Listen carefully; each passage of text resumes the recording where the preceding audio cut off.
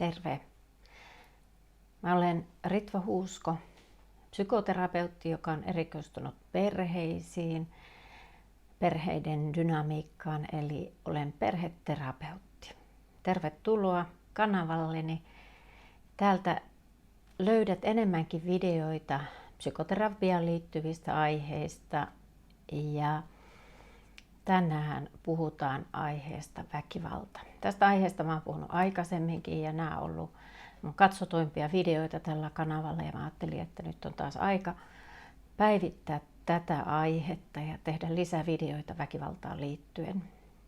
Aihe on raskas, mutta valitettavasti tämä aihe koskettaa tosi monia meitä suomalaisia, mutta onneksi ei kaikkia. Joskus olen törmännyt myös työssäni siihen, että ihmiset eivät edes tunnista väkivaltaa väkivallaksi, eli väkivaltaan on siedätytty. Ja aikaisemmin tällä kanavalla onkin video muun muassa tuhoisiin asioihin siedättyminen, niin siitä kuinka me siedättytään, asiat normalisoituu. Huonoistakin asioista tulee niin normaalia, ettei niitä enää tunnista haitallisiksi ja tuhoisiksi elämässään. Ja muuten, jos et vielä ole tilannut tätä kanavaa, niin klikkaamalla tuolta videon alta tilaa painiketta. Saat ilmoituksen sähköpostiisi joka kerta, kun uusi video ilmestyy tällä kanavalla. Mennäänpä tämän päivän aiheeseen. Muun muassa THL:n sivulla on hirveän hyvä kuvaus siitä, lyhyt kuvaus siitä, mitä on lähisuhdeväkivalta. Lähisuhdeväkivalta on väkivaltaa, joka yleensä jää piiloon, koska se tapahtuu kodin seinien sisäpuolella. Kerrostalossa asuessa, rivitalossa asuessa sitä ehkä kuullaan, mutta siihen ei useinkaan uskalleta puuttua. Ja tämän vuoksi mä ajattelin, että on tärkeää, että tästä aiheesta puhutaan ja siihen myös puututaan. Vuodesta 2011 lähtien lähisuhdeväkivalta on rikoslain alaista ja poliisin tullessa paikalle siitä lähtee sitten tutkintaprosessi. Eivätkin pahoinpitelyt parisuhteessa ovat syytteen alaista toimintaa. Joten aina kannattaa ilmoittaa, jos sä huomaat, että sinun elämässä on tämmöisiä asioita, niin ota yhteys viranomaisiin, poliisiin tai käy lääkärissä, kerro terveydenhuollon henkilöstölle, mitä sun elämässä on. Ja siihen voi saada apua. Väkivallan kierteen voi katkaista. Molemmat osapuolet tarvitsevat apua, parisuhteen molemmat osapuolet, mutta myös sitten, mikäli perheessä on lapsia, niin myös lapset tarvitsevat apua tässä asiassa sitten, jotta ylisukupolvisilta traumoilta ja niiden periytymiseltä voitaisiin säästyä loputtomassa ajan virrassa. Mitä sitten on lähisuhdeväkivalta? Mitä kaikkea se pitää sisällään? Se pitää sisällään perheväkivallan, eli silloin kyseessä on puolisot ja lapsia. Ja sitten on parisuhdeväkivalta, jossa parisuhteen osapuolet, jompikumpi kokee väkivaltaa. Välillä se voi olla niin, että väkivalta on molemman puolista. Toinen aloittaa väkivallan ja toinen vastaa siihen. Tai sitten voi olla seurusteluväkivaltaa, jolloin nuori tai vanhempi seurusteleva pari siinä seurustelusuhteessa on jo väkivaltaa. Väkivallassa on se huono puoli aina, että ajan saatossa se pahentuu, raaistuu ja siksi siihen kannattaa kiinnittää huomiota jo sen alkumetreillä ennen kuin siihen on siedättynyt. Se voi raaistua niin, että siinä loppuviimeksi sitten jompikumpi pääsee hengestään tai nimenomaan tämä väkivallan uhri voi lopulta päästä hengestään, vaikka väkivallan tekijän tarkoitus ei olisi tappaa toista. Mutta esimerkiksi kuristaminen on sellainen väkivallan teko, että sitä katsotaan jo vakavaksi väkivallaksi ja siinä voi käydä vahinko. Vaikkei tarkoittaisikaan toista tappaa, voi tulla toisen tappaneeksi. Ja tämän vuoksi väkivalta on hyvä tunnistaa varhaisessa vaiheessa ennen kuin se pääsee pahentumaan. Ja siihen kannattaa hakea apua. Sitä ei tarvitse hävetä. Hyvin usein on niin, että väkivallan uhri kokee häpeää siitä, että hän on tällaisessa tilanteessa. Ja useinkin väkivallan uhri kokee myös syyllisyyttä siitä, että hän toimii sillä tavalla, että se saa toisessa aikaan väkivaltaista toimintaa. Mutta jokainen meistä omasta toiminnastaan vastuussa. Ja uhri ei voi vaikuttaa väkivallan tekijän toimintaan. Toki meillä monesti riidassa mä puhun sellaisista sytöistä ja mä sanon, että joku riita kuulostaa jo siltä, että siellä on niin valtavasti vihaa molemmin puolin, että tarvitaan vaan oikeastaan enää tulitikun raapasu ja se räjähtää riidaksi, jossa on väkivaltaa. Ja jos sä tunnistat itsessäsi sellaista vihaa sun parisuhteessa, että sun tekisi mieli käydä toisen kimppuun, niin hakekaa silloin apua. Mä ajattelin, että se viha, jota sä tunnet, sun tarvii käsitellä sitä vihaa, jotta se ei käänny sinua vastaan ja sinun suhdetta vastaan. Ja monesti on niinkin, että jos sanat loppuvat, niin voi alkaa väkivalta puhua, nyrkit puhuu, fyysinen vahvuus puhuu ja useinkin parisuhteessa puhutaan siitä, kuinka nainen on uhri ja mies on väkivallan käyttäjä. Se ei välttämättä aina ole niin ja se kannattaa muistaa. Myös miehet kokevat paljon naisten taholta väkivaltaa.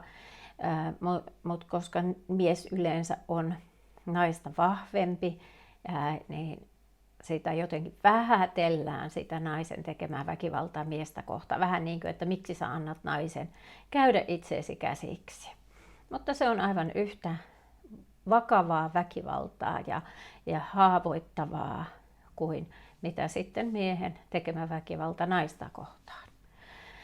Eli olitpa mies tai nainen ja väkivallan kokija, niin väkivalta on aina väärin.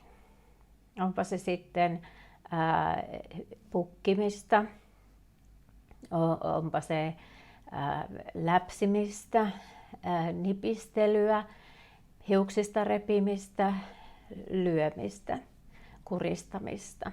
Onpa se lyömistä kädellä tai sitten jollakin esineellä, mutta myös tavaroiden heittely ja hajottaminen on jo ele väkivallasta. Se on väkivaltainen ele ja useinkin se saa toisen pelkäämään. Ja väkivallan tarkoituksena on yleensä saada valta väkisin. Siitä tulee väkivalta.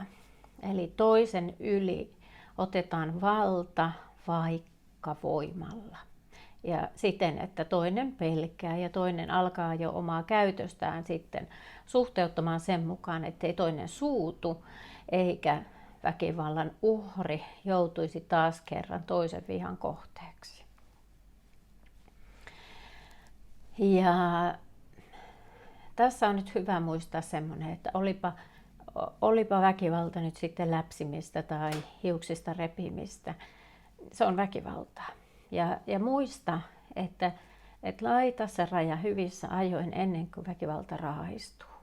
Ettei me siihen, että tulee elinikäisiä vammoja, joita ei pysty enää korjaamaan.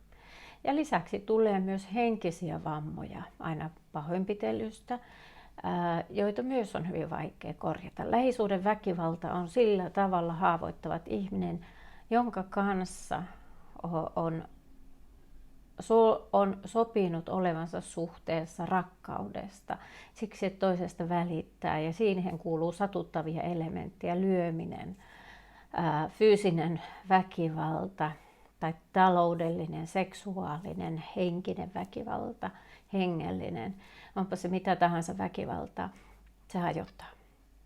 Ja silloin käsite rakkaudesta myös vääristyy, että mitä se rakkaus nyt onkaan. Kuuluuko rakkauteen kipu ja satuttaminen? Ei kuulu.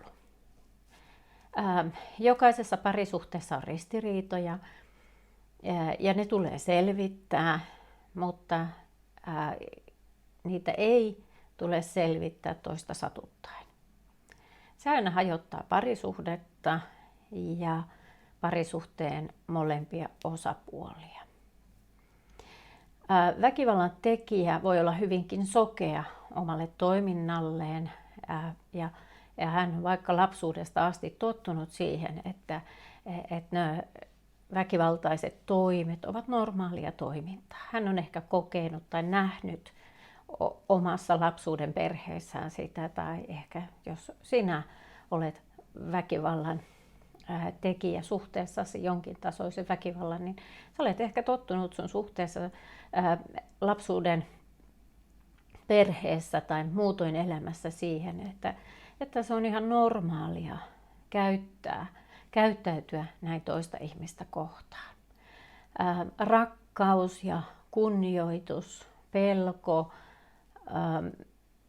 ovat sekoittuneet keskenään ja silloin oikeastaan ei välttämättä edes tunne ja tiedä, mitä on sellainen hellä, ihana rakkaus elämässä, vaan että rakkaus voi olla hyvinkin rajua ja omistavaa ja intohimoista ja samalla pelottavaa ja hajottavaa.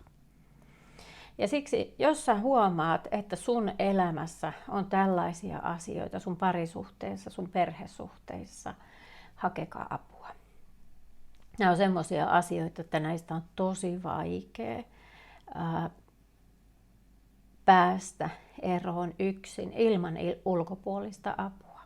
Ulkopuolisen avun suhteen on siinä myös hyvä, että sä silloin myös tulet peilanneeksi sun elämää jonkun toisen ihmisen kautta. Eli sä kerrot, mitä sun elämässä tapahtuu, ja ulkopuolinen ihminen sitten heijastaa takaisin sitä sun kertomaa, että kuinka normaalia tai epänormaalia tai tervettä tai rikkovaa pikemminkin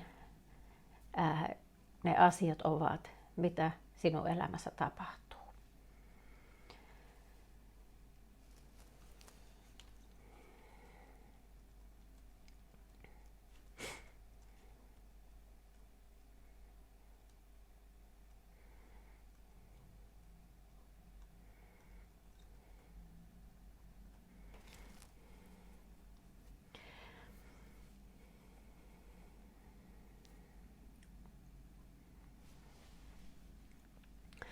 Se, mitä minussa aikaan yksilötasolla, on aina myös sitten henkistä pahoinvointia, joka voi näkyä sitten masennuksena.